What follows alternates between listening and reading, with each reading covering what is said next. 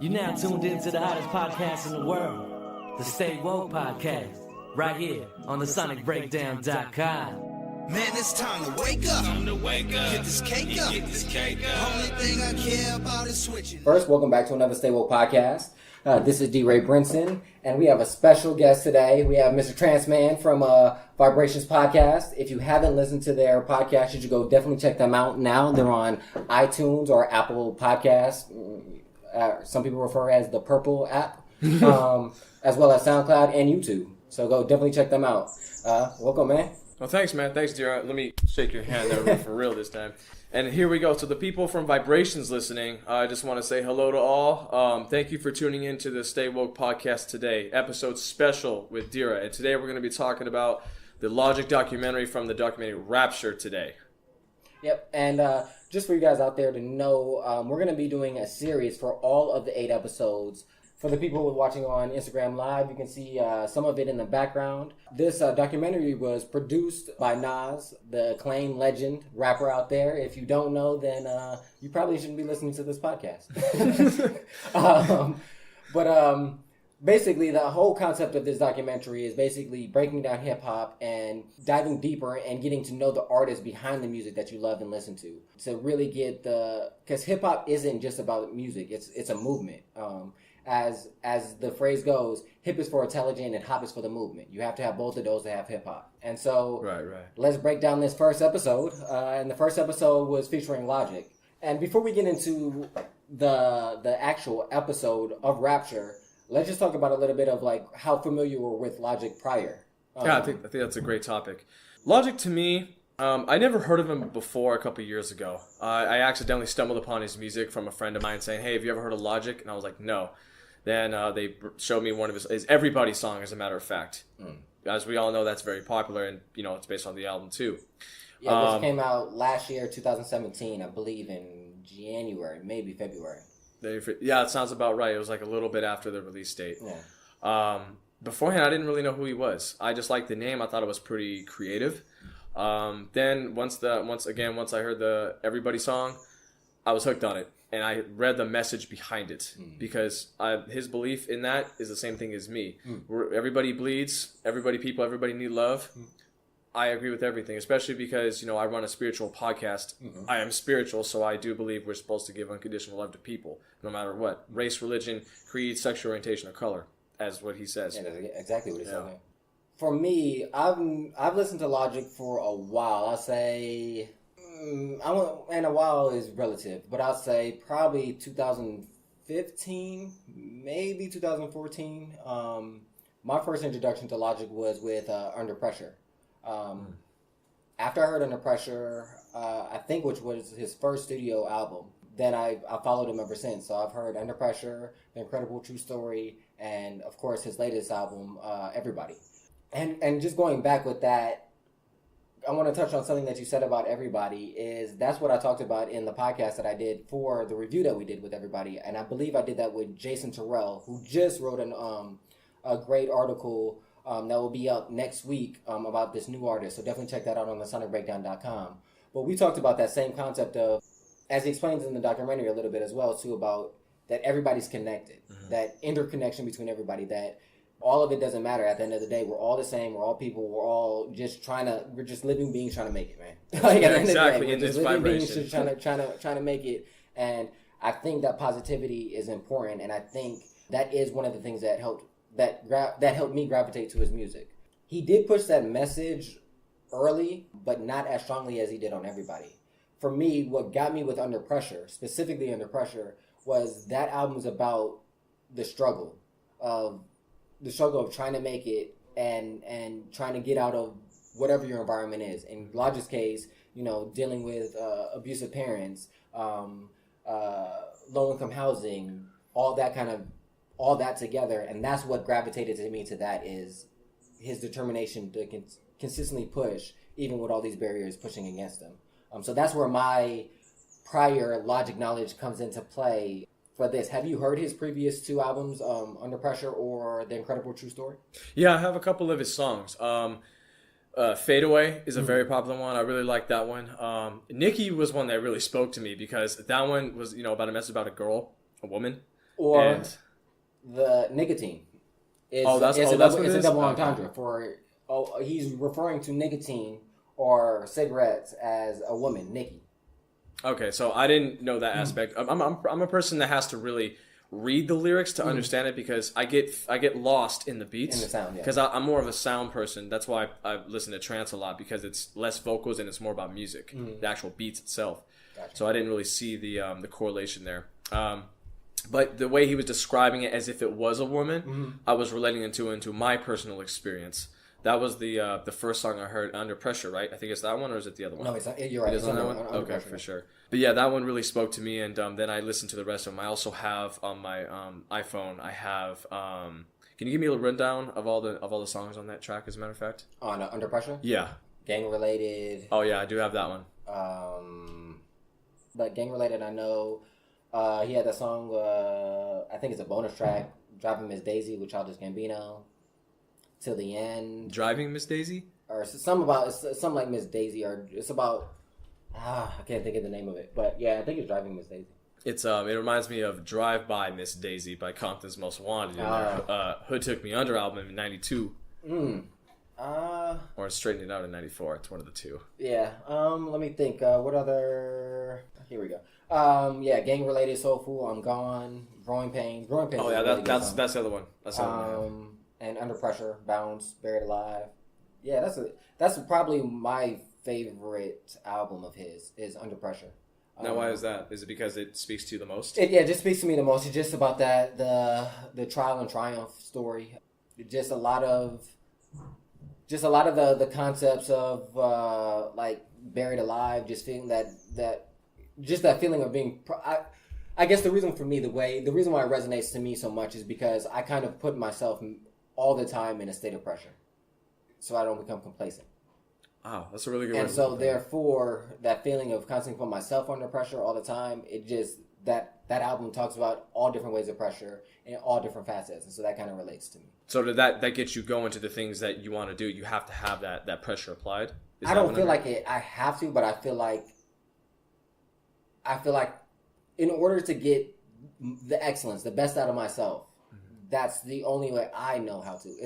I call it the Kobe Bryant, Michael Jordan, and I'm not comparing myself to either of those, so I don't want anybody blowing my shit up. I'm just saying the way that they talk about how they approach the game that's how they thought about it all the time. There was no days off. I just heard a story with Matt Barnes talking about, he's told a story about his experience with Kobe Bryant, and he's like, we're in the Olympics, we're in a hotel, everybody's having fun, and I see Kobe over there in a corner with Bryant on a whole bunch of napkins.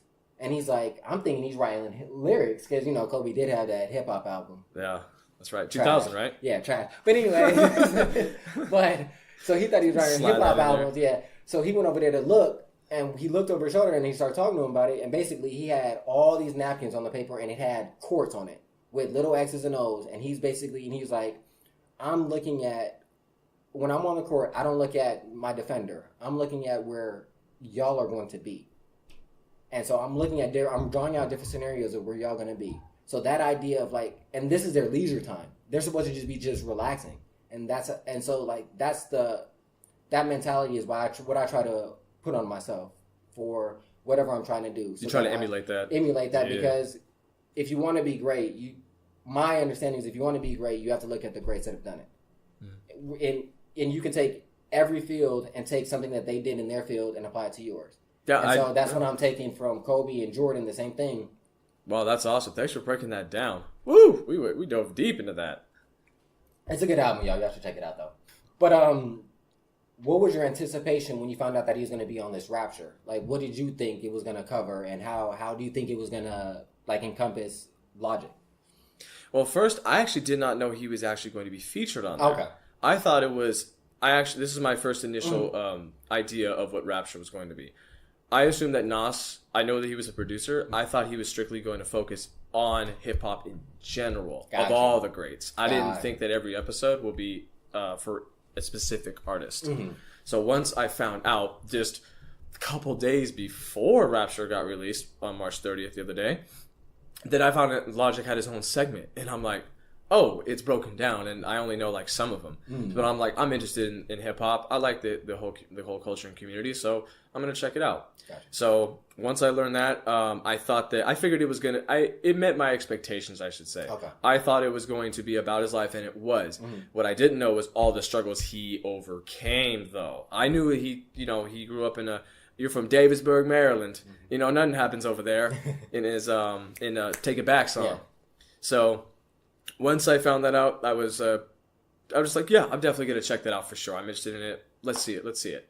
And then, yeah. Now, my question to you is, since you thought that it was going to be more about like, the greats and kind of like overall encompassing of hip hop in its totality, were you disappointed that it was, because the reason why I'm asking this question is because the way that I took it as when I found out that it was going to be broken down by artists is that, especially if you look at it, it's going to be Logic, Dave East, Ace Hoodie with the Boogie, Rhapsody. A lot of this is the next generation. It's the next one's up. So I feel like what Nas is basically saying with this is, I'm bridging the gap because I am that legend that was prior to them, and he always bigged up, Coogee Rap, the greats before him, and KRS-One, and so he always paid homage to them, and I feel like he's saying, it's my turn to open the doors to these newcomers, to say I'm giving them the stamp. Makes sense. You know what I'm saying? So that, because a lot of people have they've been saying this for a while, that hip hop is dead. You know what I'm saying? And hip hop is steadily dying, and we still hear all this trap music and mumble rap. He's kind of saying like, no, y'all, there's artists out there that are still have the legacy that I carried on, that are still trying to carry on that legacy. He's giving them really good exposure to really expose them. Like, hey, this is real hip hop here. These are some real talents. You guys want to check these guys out? Just like I Still Love Her .d. You should check her out on Instagram. But she had a quote on Twitter saying, "Hip hop isn't dead. You're just not looking at the right artists." Basically, it's like they're out there. You just got to find them. So I just think that was important. But were you disappointed when you found out that it was more of individual artists versus that it wasn't going to be the totality of hip hop? Good question, man. No, I wasn't disappointed, because to me, I'm very easy. I'm very laid back. I just enjoy stuff.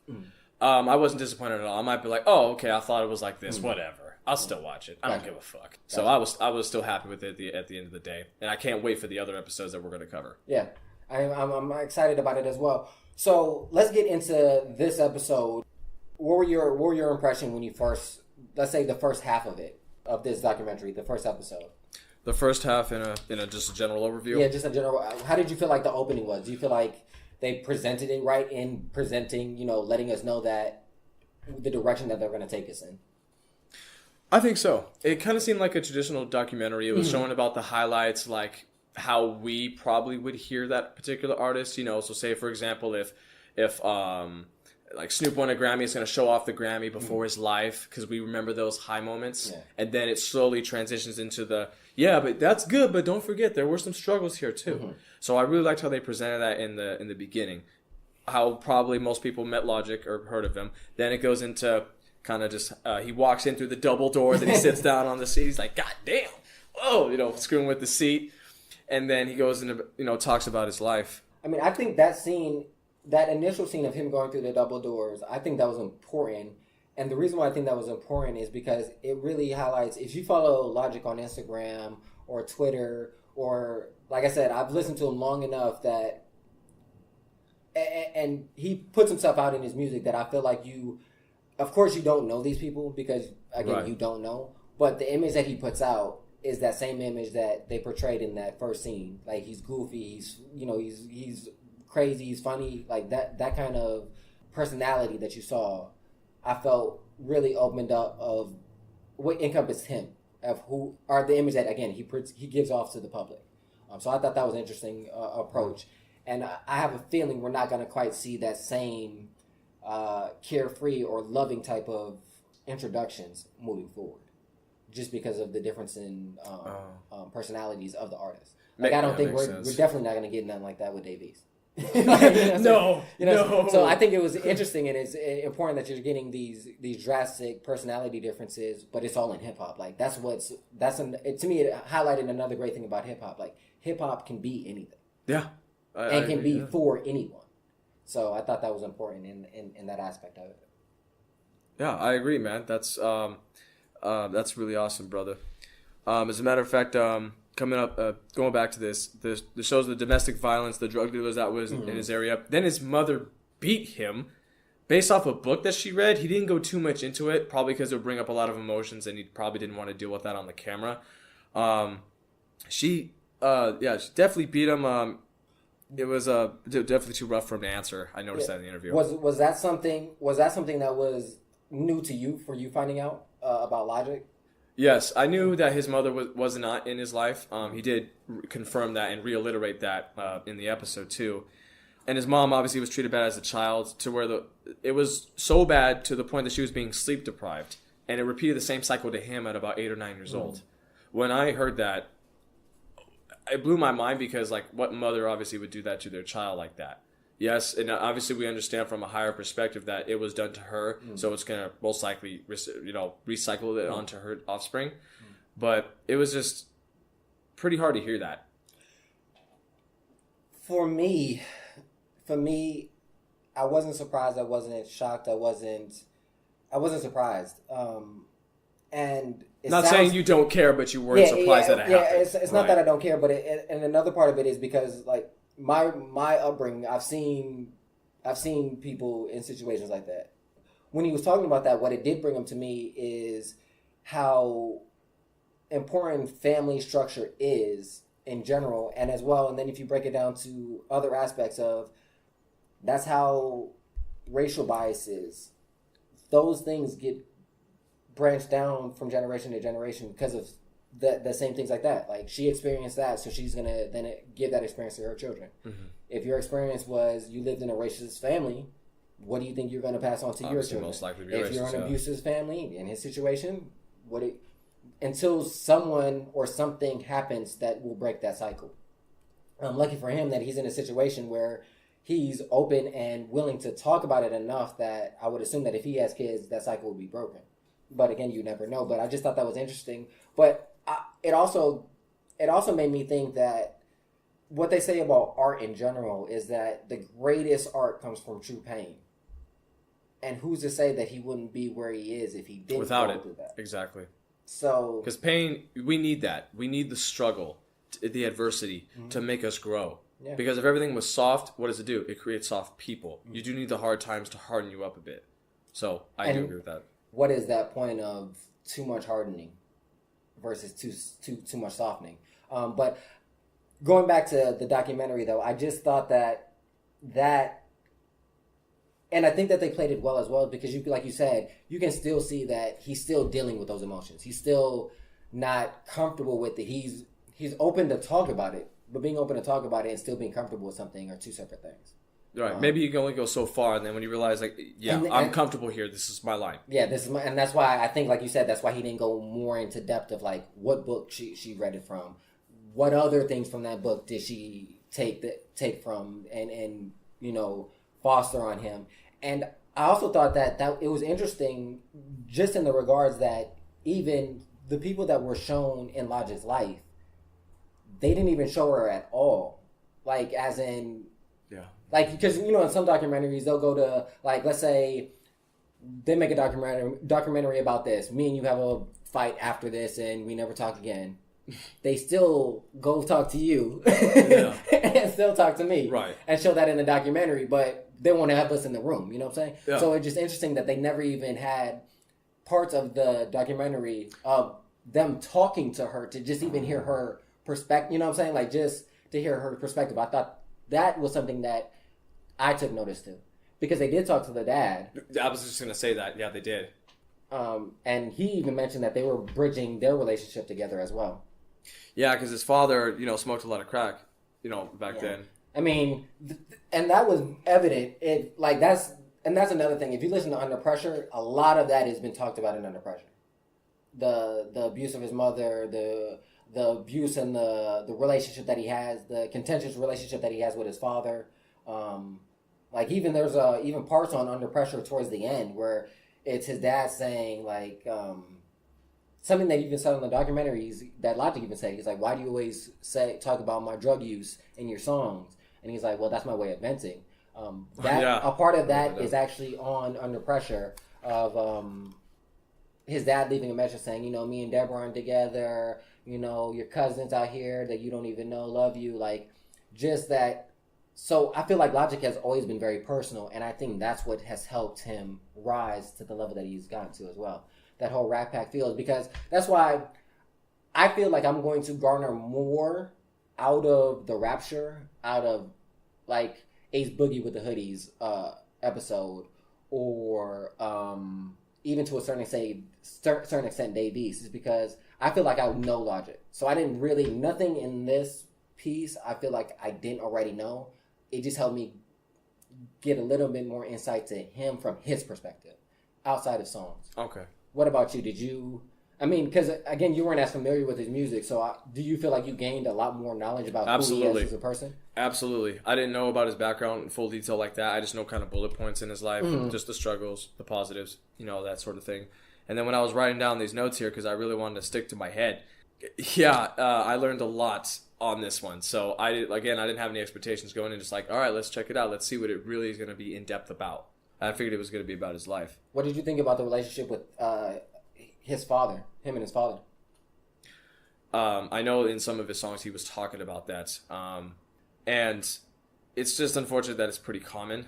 But I'm glad that they're working their relationship to improve it. Because obviously a lot of people have that opportunity too. My co-host, my other host, Jorden, Vibrationz, doesn't have a close relationship with his father. His father was never in his life. In my experience, I don't have a father and son relationship with my dad. He's been there physically, but in terms of a father figure, I didn't have that father-son relationship aspect. In my perspective, I didn't get that. So the emotional aspect of it, you're talking about? Is that what you mean? Yes, okay. The emotional and just the figure there as a father. Yeah. I mean, because there's a difference between you're a dad and a father. Like, I feel like a father is somebody that actually wants to be there and wants to give you knowledge and wants to see you succeed and grow. And a dad is just someone who was there at the time of your conception. And I really think that speaks volumes to people because it's very common, so a lot of people can relate to it. Why do we idolize people? Because we relate to them usually. That's why we like to be around certain people. It's like, oh, they know exactly what I go through, so I don't need to express my feelings to someone who doesn't understand where I'm coming from. So we like to be relatable to people. So with Logic being the person that he is and having the struggles, they're gonna gather towards him. He'd be more popular in that because. Let's look at his relationships, because another thing that I feel like we kind of fast forward ahead a little bit is just his relationships in general with other people. Like, I found that very interesting as well. Just especially if you think about, like, let's say the 90s of hip hop, like DMX, Jay-Z, Dipset, it was usually large groups. G-Unit, even though there was like 4 main people in G-Unit, but it was a unit, like Wu-Tang Clan. Even before that, it was always a posse, and like we saw the devastation and the downfall of those posses, of having that many people around you, how that can have an effect on your career as well as you personally. His circle's really tight. It's really very small, and seems like it stayed that way since the time that they began. Like his day ones, as people say, no new friends is Drake, but they stayed in that circle. He has Six, his producer, Big Lembo that he met early, and then of course his wife and his manager. Like, all of those people were there in the early before he blew up with Rat Pack, before Rat Pack kind of even really existed, and they're still there. I just thought that was very interesting because, like I said, with other people, it's either a big group of people and then they tend to lose a lot of people along the way as they make it to their journey, or they're just by themselves and then they start to garner people as they go up the way. I just thought that was interesting, and the relationships that they had, like his relationship with Six, his producer, it did feel like a family. I just thought, to me, that was a very interesting dynamic. That I don't feel like you typically see with a lot of artists and their producers. They're close, but they don't. I can't think of any other dynamic that's like that. Maybe with the exception of Jay-Z and Guru. That's a pretty good one. That's a pretty good topic to focus on. He looks like he does build relationships pretty well, and I think that's also because he's authentic. He probably, obviously, outside of the documentary, he probably had to do a lot more to obviously earn the trust, because that's what everybody needs to do nowadays, especially nowadays. You gotta, you're guilty until proven innocent, obviously. So that's a great key thing to focus on, is the relationships between them, because obviously I live by this quote: if you want to go fast, go alone. If you want to go far, you go with the team. Yeah. So. Now, that sparks a question that I wanted to ask. How do you go about building that team? Because, and the reason why I say that is because another thing that the reason why I wanted to focus on that part of building the relationship is one thing that he said in it was that, and actually he didn't even say it, Big Limbo said it. And it was very key to me was when Big Limbo was sitting down and he was saying basically, he's like, he was saying, I didn't see the vision. I didn't see the vision that Logic saw. I didn't see, but all I knew was I trusted him, and I trusted that he's working hard to get there, and I'm going to do what I can do to help him get there. I think that's rare and hard to find in people, and so I think that he's lucky in that regard. And so my question to you is like, what would your advice to be somebody who's trying to build a team similar to how Logic did and how you have your team with Jorden? First, I would recommend reading a lot of leadership books. That is what taught me to be a better leader. Obviously, from my experience, yes, but the books primarily taught me. The education is really key. Relationships are number one. It's all about you taking, I scratch your back, you scratch mine. Everything is built on relationships, and especially nowadays, it's who you know, obviously. So I would tell somebody, if they haven't already, go find some leadership books. I can recommend you some. Extreme Ownership by Jocko Willink and Leif Babin. There's many different ones from John C. Maxwell. I mean, he's one of the best leadership gurus in the entire planet. So I would recommend him. Just anything of his is pretty ideal. Or just go out and try to find some leadership books. 21 Laws of Power. How to Win Friends and Influence People by Dale Carnegie. Read success principles in books. That's number one. Get the knowledge. And number two is apply it. Follow those steps in the books and apply it to your life. Third is just be genuine, just be yourself. People like authenticity, so just be yourself and just take care of relationships, because they're really going to be really helpful for you down the road. That's what I would tell somebody. It just those are like the core, in my opinion. Those are like the core main ingredients to building a strong team. And also, there are no bad teams, there are bad leaders. If you have a pretty bad team, that's most likely there's a disconnect somewhere between you and the personnel that you're mentoring. So there needs to be a relationship built there. One of the things in extreme leadership I found is because obviously military, you need to have good communication, right? Obviously, or you'll lose your damn life. So there will be, if there's a gap between the general and then the captain, and then all of a sudden it goes to the front lines. If that message gets screwed, the front lines doesn't know what they're doing. Everything's going to falter because they're the first ones in the battle, right? It's the front line. So again, everything should just be like concise, clear, and the same mission, and that's how you would succeed. Now I know you said that. What's his Logic's friend that didn't see the vision? What's the name? Big Limbo. Big Limbo, yes. But you just said it yourself. He didn't see it, but he trusted him. That feeling of the trust is like, dang, he really feels like you do it. Well, then, shit, I'll help him out any way you can. And then, boom, look where they're at now. I do agree with you that, leadership is important. But I think in this specific situation, I think what allows his team to work is they do have a good leader in Logic who has a clear vision. I think that's very important. You have to have a clear vision of where you want to go and how you're going to do it. One. Right. So they have Logic in that leader. The other thing, too, is that the team is not made up of the same type. Big Limbo, yeah, he's an artist, but he's not fighting to get the shine over Logic. That's a very key thing to focus on. Chris is the manager. He's not trying to fight the shine of Logic either. He understands his place. And when I say he understands his place, it sounds demeaning, but that's not. It's knowing your role. Knowing your role. Knowing your role. everybody can't be LeBron James. Everybody can't be Michael Jordan. Everybody can't be Kobe Bryant. You can't have 5 Steph Currys on the team. You will lose. Do you remember? No matter how good he is, like you will lose. You have to have role players on your team. You have to have stars. You have to have auxiliary players. And it all has to combine together. I think that chemistry and that combination, I think that's the hardest thing to find. And I think Logic is very lucky that he has a team that everybody understands their role, and then everybody understands that at the end of the day, the Popovich mentality of basically, or Bill Belichick, do your job.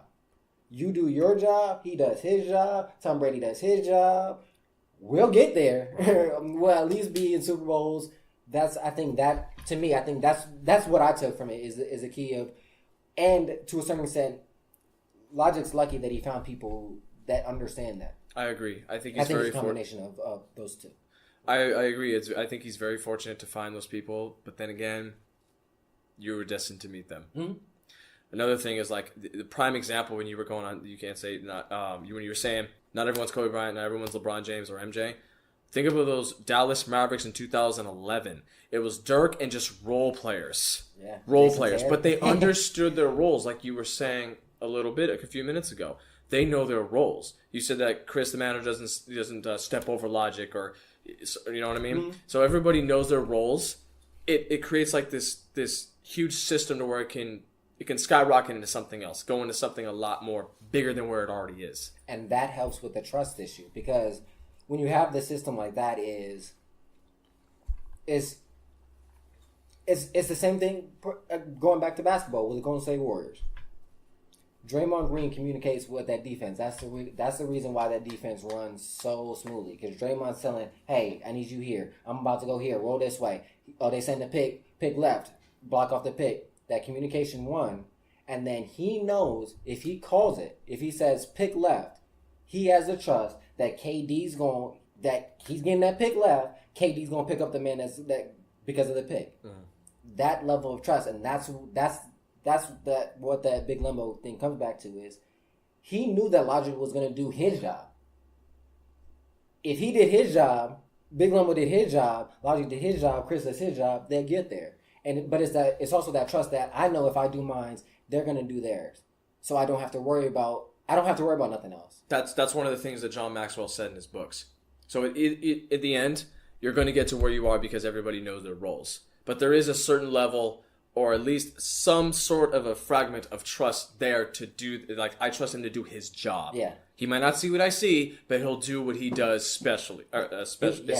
He'll do enough that it won't hinder the progress of the whole ship. Bingo. And so exactly. I think that's a big key that I think was, and again, the scenes that we're talking about are very small scenes in it, but I think they mattered. And another scene that kind of touched on this was that scene when Logic was, when he first came in to the studio, and Chris was basically saying, I want you guys to act it out. I want him to come in with it already going. And so Logic comes in basically saying, excuse me, cameraman, I really want to see this. And then he's like, sometimes like I have to tell him like, hey, if I can remember this. He's holding them accountable, basically. He's saying, Oh yeah, when he walked in and says, I'm thinking like a businessman. Just everybody do that, I'm not trying to be an asshole, but exactly. And I thought that was also very pivotal as well, because everything you see about Logic is so happy, fun, free, all that. But at the end of the day, it is a business. Like this shit don't just run by kicks and giggles. Like no, you got to put in work. People got to do their job. And sometimes in business, you got to get on people.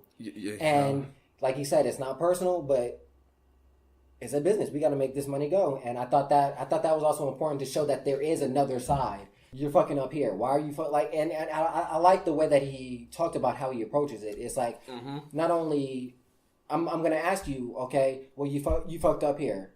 Why did you fuck up here? Okay, so why did that happen? Okay, what can we do so it won't happen again? Yep, I thought that was very important and very key.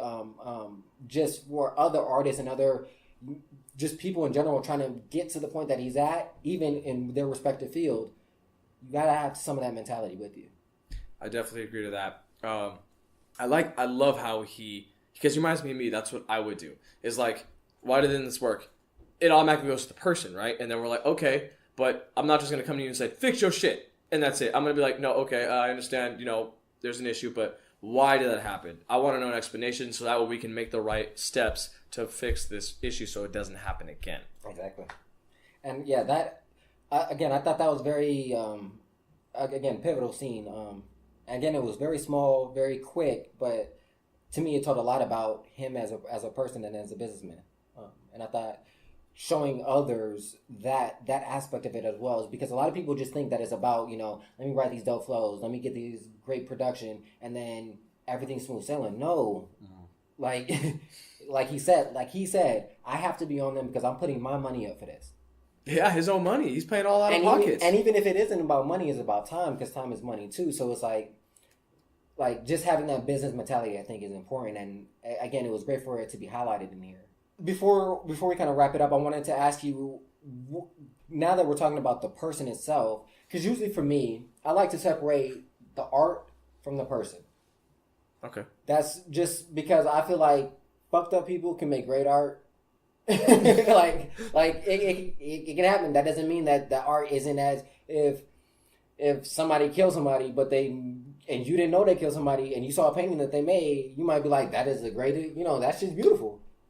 That doesn't take away that you thought the painting was beautiful until you found out the art. Now there is a time where I feel like you should combine those two, is in the aspect of supporting the person, spending your money, supporting it, giving them popularity around it. I think that's when you should take that person into account. Like, yeah, I'm not going to go, if you're a child molester, I'm not going to go buy your music.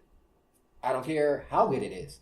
Like, that's just, because I'm not going to support you in that regard. Right. Whatever your dollar bill goes to, that's who you vote to win. Exactly. So I feel like that's when you draw the line of supporting. But going back to what I was saying about separating the artist from the art, do you feel like his art represents the person that you believe you got from this episode, and encompassing everything else that you've experienced through Logic? Yes, absolutely. His trials kind of speak for themselves, and the emphasis and the passion he has for the music. I think it's definitely a direct correlation to how he is and how the documentary displayed him. I definitely think so. How beneficial do you think that is in the rise that he's attained? Rephrase that one more time. So, okay, I guess the best example of this would be, let's take Miley Cyrus into account. When Miley Cyrus was with Juicy J on the hip hop scene and everything like that. She was going through a little phase? Yeah, to me, she wasn't being authentic. But she still attained the level of fame with that again, this is my opinion, that her not being authentic, she achieved this level of fame. Mm-hmm. We're saying that Logic is being authentic and he still achieved this level of fame. Do you think that he would not have gotten there if he wasn't authentic? That's a very good question. Shit. I honestly do not know. I never looked at it like that. I'm gonna try to look at it this way. Just look on his music alone. If he wasn't like that, because the reason why I bring that up is because there was another scene in there when I can't remember the guy's name, but he's from Rap Caviar, and he was saying when he heard the 1-800 song, he was like, "Oh, this is gonna get you on Ellen."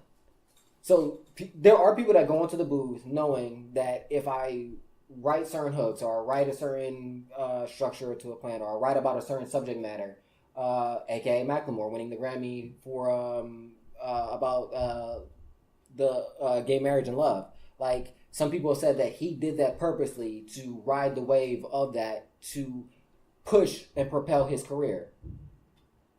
That 1-800 song, some could say, could be used in that same extent.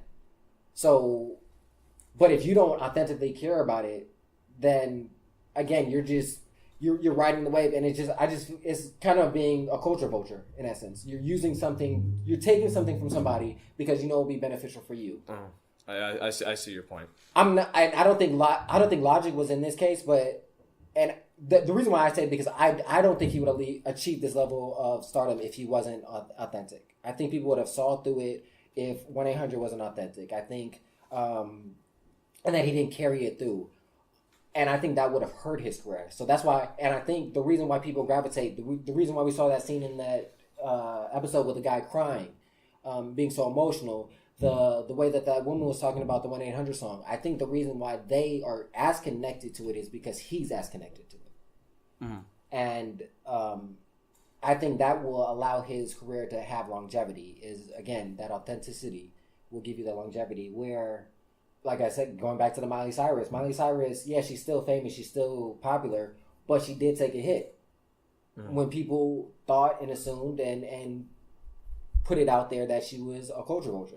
So I'm saying, like, I just think that authenticity plays a role in it, and I just think that that's what helped him raise, because the Rat Pack, like, again, I didn't gather too much from this episode about Logic. It's more about the people around him that I learned more about through this documentary. But the Rat Pack fans have grown with him, and I think they'll feel the same way. Like, they're not going to gather much about it, but they're still going to ride with him because they've grown with him. Mm-hmm. And I think that's hard to find and hard to do. There's a very few artists that have that ability to do that, and we'll see if he can maintain that. Because it's hard to grow with your fans because, again, you're changing. What's to say that they're going to change in the same exact way that you are? It's just like a relationship with two people. Two people get married, let's say at 20, you're not going to be the same person you were at 40. Right. You're not going to be the same person you were at 60. And hopefully that person that you got married to, they're growing in that same direction as you. So I just think it's interesting and an interesting idea and concept of him being so authentic versus... And then, again, I'm just spitballing, I'm just talking shit. But is that... Because it's just leading me to different frames of ideas, is that there's artists like Frank Ocean that don't let you get too close. You know what I'm saying? So I you don't... You barely see Frank Ocean. You know what I'm saying? You only see him when he's dropping music. And so, like, keeping that distance, Prince did the same thing. Like, keeping that distance... It's just so many ways you can get to those pinnacles, and it just, to me, it just is so amazing that, again, like I said, he can be so authentic and so out there and so personal and let people in and basically know everything about him. And then you have other artists that you don't know shit about them, but you still love them the same. I think it's just crazy how the world works like that, how those dynamics. And obviously the artist's choice to go out there and put themselves out there too, to have the authorized like clearance to expose themselves like that to the public. And I guess actually that's a perfect way to kind of to wrap this up, is because that kind of speaks to Logic's at the end when Logic's talking about that, you know, he wanted to play the piano, he wanted to sing and all that stuff, that he didn't think he would be able to, that he never thought he would be able to do that stuff, and now he's at a point where he has the freedom and the luxury to do that and explore those things and not be afraid and take those risks and just be out there like that. So I think that is important of growth and change, and we'll see what's next for Logic. And then finally going to the last scene. That scene, again, spoiler alert, we have spoilers all through this, is Logic really like breaking down at the end of, and you can see, again, going back to the authenticity, the genuine, it seemed genuine of like that realization. And it's rare that you capture these moments in people. And it's rare that even if people going through them even realize it, is that moment when you go like, damn, man, like, I'm here. Like, I made it. I made it even further than I ever thought I would. And that scene when he was like, I never even, you know, I haven't even thought about it till now. Like, this shit is awesome. Like, you can just see that the place he's at in his life, he's truly happy. And seeing somebody truly happy, if it doesn't make you happy, I don't know. I don't know. I don't know what to tell you, but like, it made me happy. Just seeing that moment, and oh, look at that! DeRa has a heart, people. It just gave me inspiration too. That's good. A lot of people don't take a time to reflect on where they are versus where they were. Yeah, or where they want to, because most people are always thinking about where they want to be, not where they are or where they were, like you said. And you know, it is good to take that time to reflect and just like really appreciate what you have done. That was a pivotal scene. What about you? What did those that scene evoke for you? The last scene when he like broke down? Yeah. It felt like I was him. and I made it to where I wanted to go. I basically put myself, my perspective, how I'm like looking at the world into where he is, and imagine myself being interviewed, and that I am nominated for a 2018 Grammy after just making a song that is controversial and is overlooked at, because suicide is huge in the country and all around the world, and so it's such a very touchy issue that when he wrote about it, he goes, "Holy fuck! Like, I'm actually nominated for this," and I talked about a touchy subject. So I put myself in his shoes, and I was like thinking in my own way, like, what did he felt when he found out about that, and where I was. So someone interviewed me and be like, "You're one of the top 3 podcasts in the entire world," and I'm like, "Wow, we fucking made it, Jorden. We fucking made it, brother. Wow." So. Like, I would probably do the same thing, honestly. I wear emotions on my sleeve. I'm very out there and passionate, so I know I probably would too. And just show people, like, it's okay to just be happy and just be joyous in life, man. You got one shot in this body. You might as well make it worthwhile. You know what I mean? But I really loved it. It was such a fantastic scene, and I think that opened up a little bit more of, like, his sensitive side to people. And it's like, this guy's really authentic and humane. He's no different than me. He have different experiences than myself. But that doesn't mean I should put limits on myself just because he made it. You know, again, he's half white, right? So he's like, "Oh, you know, you white privilege."